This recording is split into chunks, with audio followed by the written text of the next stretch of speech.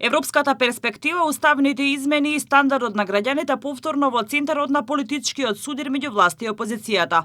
Откако СДСМ ја обвини владата дека нема јасен ЕУ курс, дека граѓаните живеат полошо и дека се неопходни уставни измени со внесување на бугарите во уставот, премиерот Христијан Мицкоски возврати со порака. Македонија веќе еднаш направи крупни уставни отстапки, но ветениот подобар живот не дојде.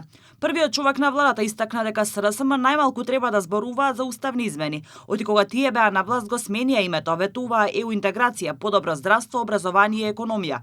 И сето тоа јавно поставено на билборди, но македонските граѓани не го дочекаа. Јас само ќе потсетам, мислам дека на овој билборд овдека стоеше 2019-та или 18-та беше, се извинувам, кога го менуваа името на насилен пат, стоеше дека ќе имаме подобро образование или здравство. Мислам дека токму на овој билборд овдека беше.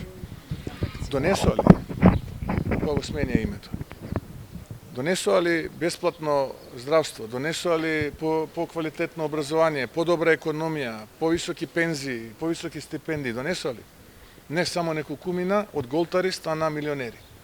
Ете, тие исти голтари кои што стана милионери, денеска без нималку срам излегуваат пред македонските граѓани и им велат уште еднаш ќе ве клекнеме на колена ако ни дадете можност. Во продолжение Мицкоски ги наброја, како што рече, конкретните резултати на актуелната влада.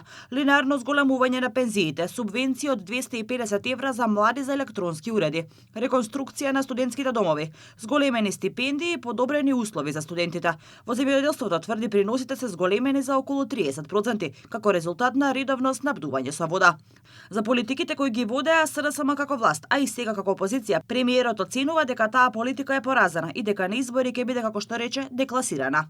А осврнувајќи се на заканите на СДСМ дека ќе излезат од работните групи за изборниот законник, оти не се согласуваат со тоа да се укине техничката влада по наредните избори, Мицкоски вели не е добар чекор за партијата да се оттргнува од собранието. Од тоа што го слушам и очекуваме од нив да го напуштат и парламентот, еден нивен пратеник тоа го кажа, можеби да ги бойкотираат и следните парламентарни избори за да ова раководство на СДСМ остане и продолжи да биде раководство, но тоа е нивен избор. Јас, ако некој одлучил да се маргинализира од политичката сцена, јас не можам тука да го спречам. Ние како власт можеме и како влада да ги подучиме дека еднаш ВМРО ДПМН во 94-та бойкотираше, лошо помина.